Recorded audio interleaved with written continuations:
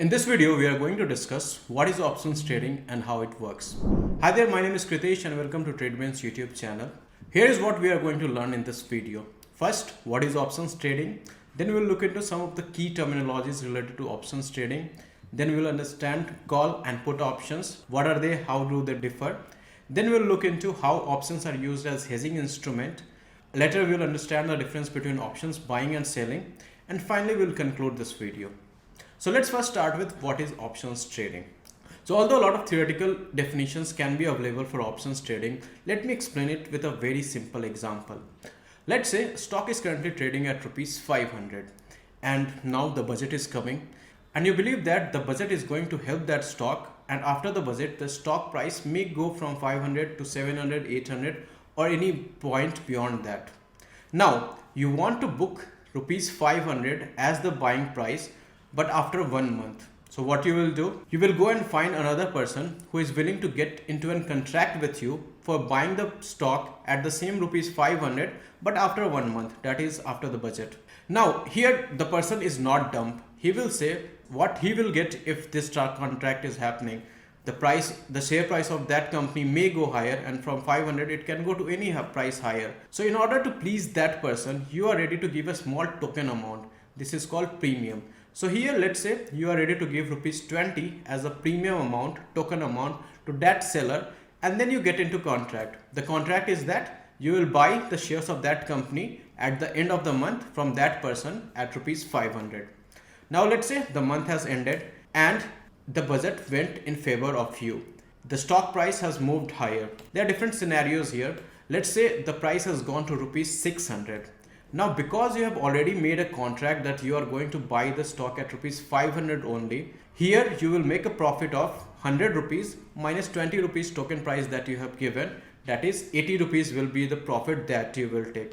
Now take another scenario that the price goes to even 700 rupees. Again, because you had made a contract that you will buy at only rupees 500, you will make a profit of 200 rupees minus 20 rupees, which is the token that you paid, that is 180 rupees.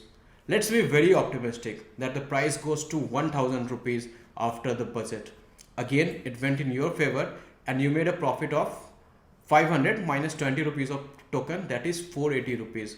So theoretically, the price can go any higher, and from 500 it can go to 1000, 2000, anything, and the potential to make profit unlimited when you are options buying. But let's say another scenario. Let's say that the price didn't move at all. The price in 1 month back it was trading at 500 rupees and currently also it's trading at 500 rupees. So here you may not even complete the contract. You will just leave the 20 rupees token that you have given and you will just lose the premium. Let's take another scenario in which the price goes down to 400 rupees. So here theoretically you should have lost 100 rupees because as per contract you have to make a deal with him with rupees 500. But as an option buyer, you are not obligated to take the contract. So here you can just leave the 20 rupees token that you have given and you can just say no to the contract and you will lose only 20 rupees. So overall, as an option buyer, you can make unlimited profit, but the loss that you can take is only up to the token or premium that you have taken. On the other hand, as an option seller, the other person who is getting a contract with you, he can make a profit up to the premium that you have given to him. In short, options trading give you an option to capitalize your view. If you have a view that the prices can go higher and if you are ready to pay a small premium, you can capitalize that and make profits from that. So theoretically, a lot of people has made investment of rupees 4,000 in options and it can convert to 1 lakh, 2 lakh also if there's a huge movement in the market. And they can even lose the entire 4,000 rupees premium that they have paid if it doesn't goes in their favor. So now that I hope that you have understood the basics of option trading, but before moving forward, let us also understand some of the key terminologies related to options trading. First, expiry. So expiry is the date at which the contract will end. So in the previous case, we discussed that the date was 1 month. In 1 month, the prices should go higher or the contract is invalid. The same thing is happening in the stock market also. So if you are trading in stocks, the expiry is the last Thursday of every month. For example, currently December is going on and you are bullish upon any stock. So you can buy a contract for the last Thursday of this month and if the stock goes beyond that price or goes in your favor till the expiry date, your price will go higher and you will make profit. If it doesn't goes in your favor by the expiry date, that is the last Thursday of that month, then the value of that premium will become zero and you will lose the premium amount that you have paid. You can also do the same trading with indexes, that is Nifty, Bank Nifty or Fin Nifty. So here also you can take your views. Currently market is trading at around 18,600 level. If you are optimistic, you can buy options for 19,000 level. But however, for indexes, it also gives you an option to get into weekly expiry. So here you do not have to wait for 1 month. Every week on the Thursday, there will be expiry and you can have a short-term views of the market, how the market will perform this week, second week, third week, and based on your view, you can buy contracts of different expiry date. So let's move forward and understand the second terminology, and it is premium. So premium is basically the amount that you're ready to pay for getting into that contract. So in the previous example, the 20 rupees token that the buyer has given to the seller is the premium that he was going to pay. And the prices of that premium keeps on changing depending on how near or far it is to the expiry date. So let's say today it's just the start of the month, then the price of the premium can be higher, but as it approaches the expiry date, there will be only very limited time to reach the target price, and because of that the value of the premium will keep on declining. The same happens with the weekly expiry, and by the end of the expiry, by the date of the expiry, if the view doesn't goes in your favor, if it doesn't reaches your target price, then the premium value will become zero. Let's understand the third most common terminologies used in options trading, and it is spot price. So spot price is basically, in simple terms, the current price at which the stock is trading. So in the previous example, where we took that currently the stock is trading at rupees 500. So that was basically the spot price, and it keeps on fluctuating every time based on what time and what day you are looking into. And fourth and final is the strike price. So a strike price is basically the target price at which you wanted to enter the contract. So in the previous case, we have seen that the stock was trading at rupees 500, and you can choose your own strike price. If you feel that the stock can go till 700, you can choose a strike price of rupees 700, and there are different options available in all the trading instrument. A strike price from 300, 350, 400, 450, 500, 550, 600, 650, 700, 750, all the different strike prices are available, and you can choose your view. If you are very bullish, you can buy even strike price of rupees 800. If you feel that the stock will not go a lot higher and it is trading at 500, you can buy a strike price of even rupees 550. Another point is that the prices of the premium will change based on the strike price. So if the stock is currently trading at rupees 500, 550 is very near to the current price. So for that, the premium will be higher. However, the premium for, let's say, rupees 800 strike price will be very small, because the chances of rupees 500 going to 800 is very lower. So most of the seller will want to get in agreement with you that the prices will go to rupees 800, because they know that theoretically it is very difficult to reach that price, and that's why even at a very smaller premium they will be ready to get into a contract with you. So here, if you are very bullish, you can buy a contract strike price of a very higher, which is also known as out of the money contract, and there you will be paying very low premium amount. So now that you have understood the basic terminologies related to the options trading, let's dig deeper into the main topic, call and put. So call option and put option is basically used to define the view of a person.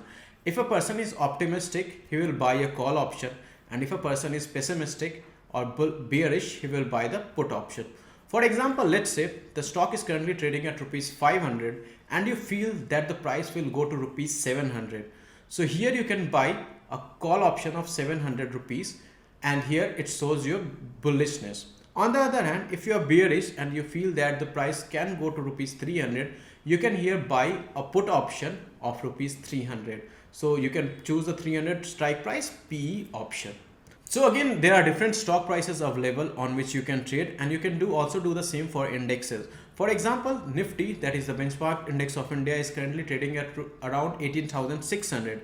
If you are bullish, you can buy a call option of 18,650, 18,700, 18,800, 18,900, 19,000, or anything beyond that, and show your bullishness view for a fixed expiry date.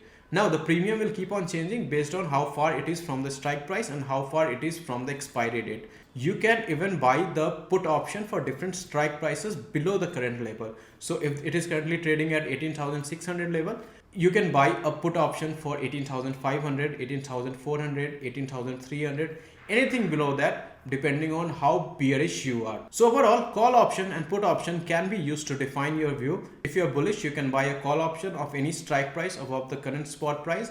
And if you are bearish, you can buy any put option for the strike price below the current price which is going on. Now let us understand how options can be used as a hedging instrument. So initially only I told you using options you can put your view, how the view is going to happen.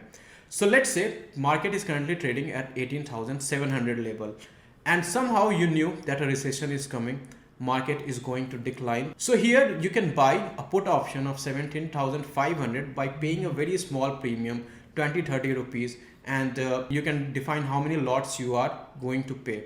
If a recession comes and the market declines 1,000-2,000 points, in that case the value of 20 rupees options that you have bought will go higher and it might become 1,000 to 2,000 depending on how much the market moved. However, the market didn't decline. In that case, you will only lose the 20 rupees premium that you have given. So a lot of people does the same thing. If they have a view, let's say during the Ukraine-Russia war, they knew that the market is going to decline at that time. So they will simply buy a put option of 1,000 points below the current level and they will keep on holding, and as the market keep on declining, the 20 rupees premium will keep on increasing, and it can make a lot of money to them. In the similar way, you can also hedge your investments using call or put option. So let's say you are a long-term investor and you are holding some stock in your portfolio. Currently it is trading at all-time high, but you know that inflation thing is going on and the stocks can decline in future, but you are not very certain. It may decline, it might not decline. So here what you can do, you can buy a put option of some price which is below the current share price. If the market declines, the value of that put option will increase significantly and you will make profit. If the market doesn't decline, you will lose the premium, but hey, you already have the stock in your portfolio. The value of that stock will keep on going higher and you will make profit. So whether the price will go higher or lower, just because you have hedged your instrument by buying an option, you will make profit. So a lot of leading fund manager, a lot of big investors do consistently hedge their portfolio so that they can make profit even when the market is going lower. So this is how stock hedging works. If you are a long-term investor and if you know that the market is going to correct in 1 month or 2 months, you are not going to sell your stocks, you are just going to buy a put option, and you know that eventually in 2-3 months the market will again rise, and in the long term the short-term fluctuations are not going to affect it, but you also do not want to take a lot of risk. You will just hedge your portfolio by buying put option.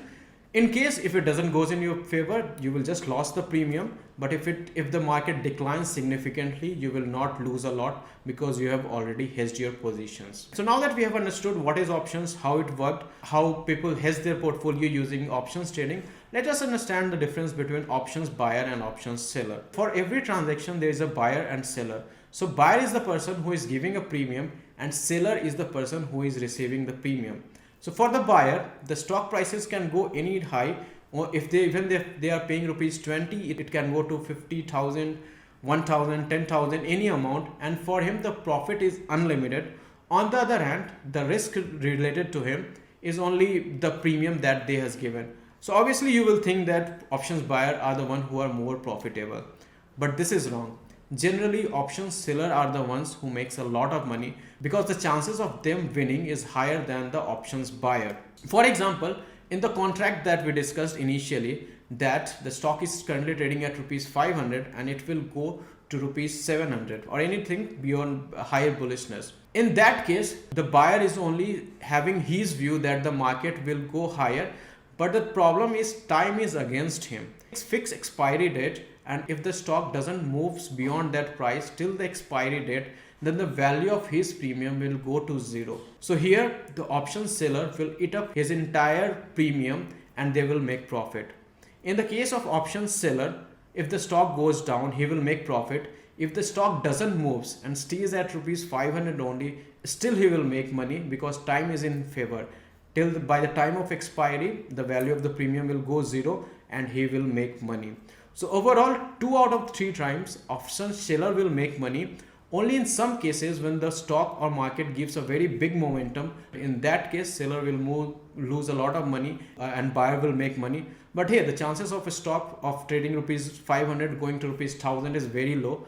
It may be possible that it will keep on trading at same rupees 500 for entire year, and the entire year the seller will be profitable because she will just keep eating the premium given by the option buyer. So let me quickly conclude what we have discussed in this video. Options trading give an option to the people to capitalize their view. If they are bullish about the market or a stock, they can buy a call option. If they are bearish about the market or a stock, they can buy a put option. And here the option buyer can make unlimited profit compared to the option seller. Option seller can make a profit only up to the premium that he is receiving, but the probability of option seller making money is way higher compared to the probability of option buyer making money.